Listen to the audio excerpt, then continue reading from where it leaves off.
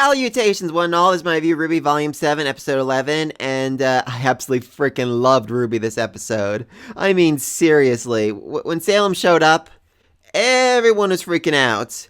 Ironwood was literally shaking in his boots, looking like he's about to wet himself, and Team RWBY, I mean, they've seen Salem before, but they were still just utterly terrified to the point where they couldn't even move, but not RWBY. She looked up at Salem without an ounce of fear, and even talked back to her, telling her that they know everything. They know Salem's unkillable. They know her past, and doesn't matter. They will still stop her. And this gives courage to the rest of Team RWBY. They don't look quite so scared after this.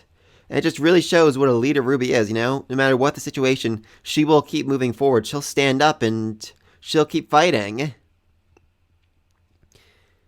And then Summer is mentioned for the second time this volume and the fifth time throughout the entire series. And Salem basically admits to murdering her. Or at the very least, they were in the same place at the same time, which would have almost certainly led to her murder. It could definitely be argued, oh, Hazel did it, or Watts did it, or Tyrian did it. They actually performed a killing blow, but it was more than likely a result of Salem giving the order. And RWBY, she's fairly traumatized by this. It seems like, her mother was that thought she used to activate her silver eyes, the one happiness she had, and this line from Salem basically broke that. She now can't think of her mother without thinking of, her being brutally murdered. And then she falls to the floor crying, and this right here is probably my favorite scene in all of RWBY so far. I mean, something that's been very briefly touched on throughout the series is the fact that RWBY is an incredibly sad person. I mean, that might seem like a crazy thing to say, given how happy and bubbly she always is, but that's not the case. The truth is that happy bubbliness, it's for the sake of others, to tell them that's okay, to tell them they can keep moving forward. Yang said back in Volume 2 that RWBY was too young to understand what it meant that her mother died, but I actually think that's the case. I think RWBY fully understands what it meant, and instead of grieving or mourning in any way, she just held it all in, She just kept that smile on her face for the sake of Yang and her dad and Qrow, to try to cheer them up so they can get over their own grief. At the same time, she's never really truly mourned her loss. I mean, the same thing could be said, when Penny died. RWBY was utterly inconsolable. I mean, this is her friend, the person she truly cared about, who was just torn to pieces literally in front of her. And yet, a minute later, she picked up a sword and started fighting Grim with the person who kind of killed her. I know, it wasn't Pierre's fault, but whatever. Because that's just who RWBY is. She holds back the sadness, she pushes it away so that she can keep moving forward for the sake of her friends and family. And I'm just so glad we finally got to really see that in this series. I love it. And 2 minutes later, after all this happened, after all the tears, RWBY is back to warrior mode, still, defying Ironwood, using her speed to get around him so that she can give a warning to the rest of her team, let them know, hey, Ironwood's about to do something crazy, save whoever you can, try to stop him, just do something. I mean, once again, RWBY's just pushing aside her own sadness, her own grief, so that she can do what's right, do the good thing for the people she cares about, and I just love it so much. And the scene, though, when she's on the floor, oh my god, I love it! I mean, Yang, immediately goes to her side, trying to comfort her little sister, because she knows the pain she's in. She knows how much she really has suffered because of this, and she's just trying to tell her it's going to be okay. She's holding her close, she's patting her head. It's just so freaking adorable. I mean, really, though, you can just see the pain on Yang's face. She is just so upset that her sister is in such agony like this. Just so great. And then Blake, she just falls to her knees, kind of at a loss of what to do, just trying to be there for RWBY, and I think Weiss's reaction here is the absolute best. I heard some complaints, she's just standing there. Yeah, she's standing there because she's shocked. She is so utterly dazed and confused. She literally doesn't know what to do in this situation. I mean, this is, RWBY, the person she views as the epitome of all the joy, happiness, and strength in the world, just falling to the ground, collapsing like that in a ball of tears. And she's physically incapable of understanding how the person she's looked to as a beacon of strength all this time is just this broken, and I think it's just absolutely amazing scene for so many reasons. Let me think all that down below. What'd you think of RWBY confronting Salem, RWBY's crying, everyone's reaction to it? I just loved it all. Alright, let's move on to the fights, because that was, wow. Yeah, the fights were somehow the least interesting parts of this episode. I mean, I was watching them and I'm like, wow, they're just so absolutely freaking amazing. I love it. And then they moved on like, oh no, this is way, way better. I mean, right off the bat, Ironwood using an anti-gravity bullet to fly through the air like that was freaking badass and amazing, and I loved it. I mean, seriously, when can the rest of Team RWBY get anti-gravity ammo? I'd love to see RWBY just loading up Crescent Rose with that. That'd be amazing. And then Watts using the hard light shields as platforms to try to escape Ironwood looked really amazing. I really like that. And just the whole, anti-gravity nature of the fight looked so cool. So how they just kept moving back and forth, flying through the air like that. I mean, I have a lot of questions about how this is actually supposed to be used in a real tournament battle. Like, was the gravity of each platform preset ahead of time? Was it randomized? Did it change over time? Just curious about that, because it's clear that it's very obvious that one person isn't supposed to be, controlling the gravity of the arena while fighting the other person. I do just love in the credits they actually gave us the whole, choreograph for the fight, showing exactly how it's supposed to go, what paths they're supposed to follow, how they're supposed to go up, down, left, right, over the platforms, everything. I just thought it was a really nice touch. I really like that. I'm a little weirded out by the whole, bullet counting thing they had going on throughout this episode. I'm guessing that was just like a trap Watts laid, making Ironwood think he was defenseless so he could trap his arm using his rings. It still felt like a weird thing to do. I mean, this guy's like a super genius. I feel like he could, just count the bullets in his head rather than just screaming them out loud. That's weird. That was just kind of weird to me. Anyway, then Ironwood gets his arm caught, and instead of, calling for backup or just throwing something heavy at Watts, his decision is to literally rip all of the skin off his freaking arm just so that he can beat the living daylights out of Watts, drag him across the floor, and lift him over a freaking volcano. Because that is the Ironwood thing to do. Oh my freaking lord. I'm guessing this means he's going to get another robot arm after all this is said and done. Hopefully this one comes with weapons. If he had like a little rocket launcher or just a finger gun in his other prosthetic arm, he could have, just taken out Watts from a distance. Just saying. Still was a very badass move. I loved it. Little unclear if Watts is still alive. Little unclear on that. I mean, Ironwood was by himself and down in arm, so how exactly was he going to get, Watts into custody there? I mean, I kind of feel like he either had to murder him there or he had backup who was just, waiting in the wings to be called in and didn't bother stepping in while he was ripping off his own freaking arm. I guess Watts' story is kind of done, his whole thing about wanting to get revenge on Ironwood, but I just wish we gotten some more background information on it. I mean, it's clear in the fight, he's ticked off. Ironwood picked Pietro's whole, let's transmute a human girl using my own soul plan instead of whatever the heck Watts had planned, which I'm just going to assume right off the bat was something crazy and evil and whatnot. Also, this is, mostly unrelated, but why the freak did Ironwood not look in that bag before he brought it back? Even last episode, we were all calling it, there's something in that bag, there's something in that bag, oh, there's something evil in that bag, oh, it's Watts' secret weapon, blah, blah, blah, blah. Ironwood never once thought to open it up or, blow it up or something, just so whatever trap was laid in there wouldn't come back to bite him in the butt. Not great strategy on his part, just saying. A lot of people are complaining, Robyn didn't really do much in the fights, but I feel like her shots, kept him off balance, so he couldn't really defend himself as well.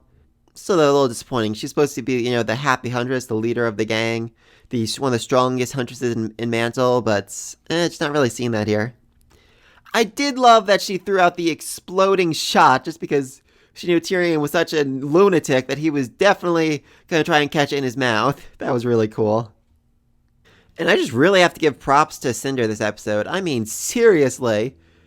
And I just really got to give some props to Cinder this episode. With one chess piece just sitting on Ironwood's desk, she managed to completely destroy the man and put all of her plans into motion. I mean, all it took was one chess piece on his desk, and Ironwood basically lost his goddamn mind. Just started going crazy, screaming at himself, saying this is all part of their plan. I mean, it really wasn't, but Cinder made him believe it, and that was absolutely amazing.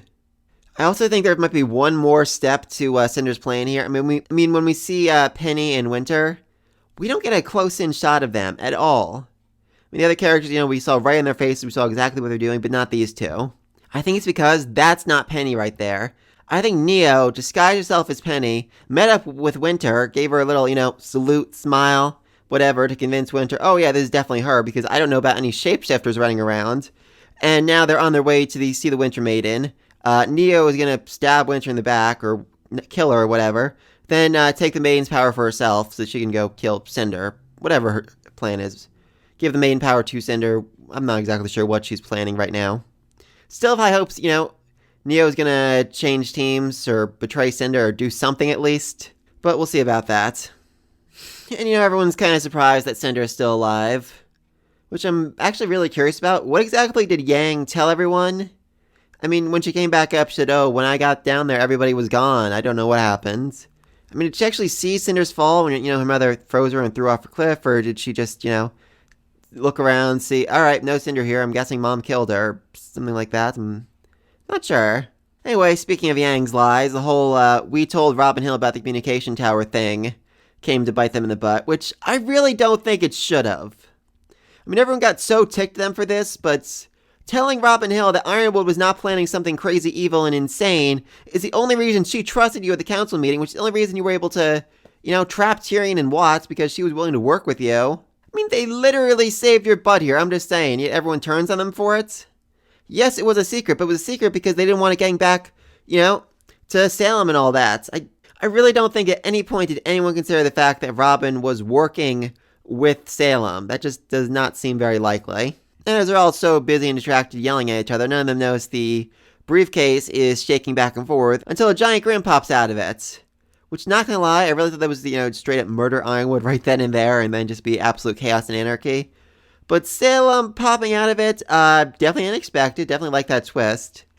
I actually really thought it was like a teleport at first, and Salem herself was right there, right then, and she could just, straight up kill everyone in the room or something. But, no, not the case, but still no less terrifying. Oh, also, Ironwood tells them that he sent Winter to go become the Winter Maiden, which shocks Weiss. And I saw some confusion online about this, like, oh, why is Weiss so shocked? She knew that was the plan. No, the plan she knew was that they were going to wait for Freya to die, and hopefully Winter became the next Winter Maiden. This plan is Winter is going to go murder Freya, or transfer, or whatever, end her life so that she can get the power they need. That's very different. Anyway, then Ironwood reveals his big plan is to take Atlas into the sky, which, first, I actually had a few questions here. I'm like, okay, how is this a bad plan? Wouldn't they be safe? Wouldn't they be secure? This seems like a good idea to me. And then Blake reveals that they haven't actually finished evacuating everyone yet, and this would mean leaving, let's say, half of Mantle to die, which, oh yeah, that's a big game changer right there. And honestly, more than that, they're leaving the whole rest of the world to die. I mean, Atlas is like the strongest military in the world, and if they can't handle the Grim invasion that's coming, nowhere else can. Meaning that the Grim are just going to go from place to place, city to city, absolutely razing and destroying everything until there is no life left on the planet except in Atlas. And sooner or later, Atlas is going to run out of dust or food or something to keep the people alive, and they're going to have to come back down, and then Salem's going to murder them all.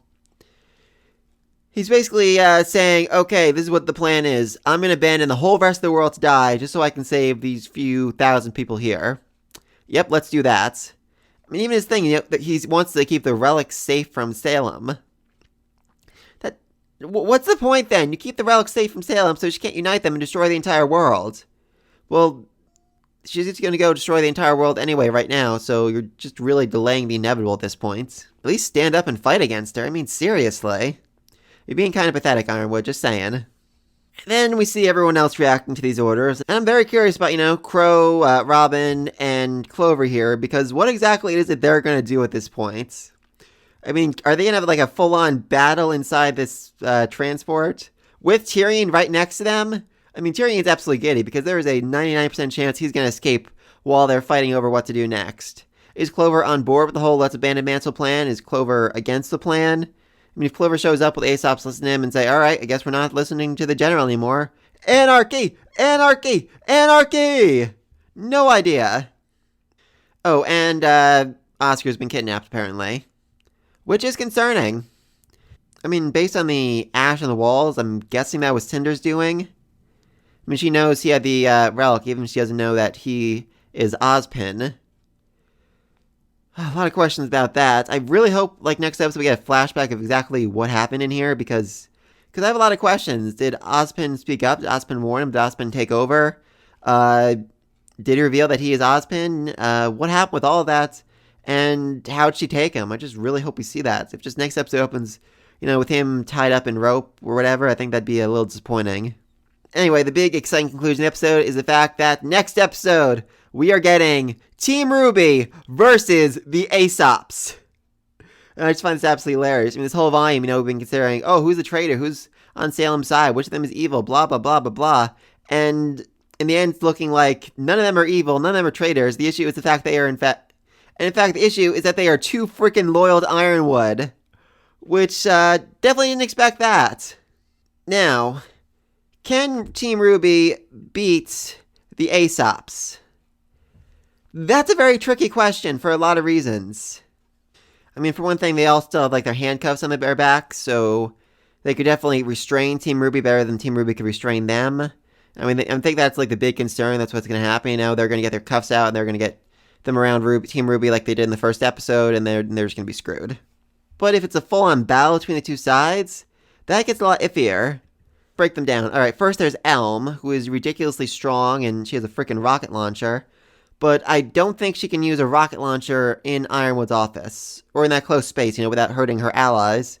So that limits her. And if we're talking, a straight-on battle of strength right here, I think Yang, with her semblance, is stronger than Elm. I think she could beat her. Next up, Harriet. That's a little trickier. It looked like her weapon was severely damaged in battle with the Grimm, so she can't fight at full strength. And what's more, her semblance seems more physics-based than RWBY's. So, she needs time to build up her speed, time to slow down, and she can't really use that to its full effect in this tight little office space. I'm not saying she'd be completely useless, but definitely less effective than she usually be. As for Vine, I have no freaking clue.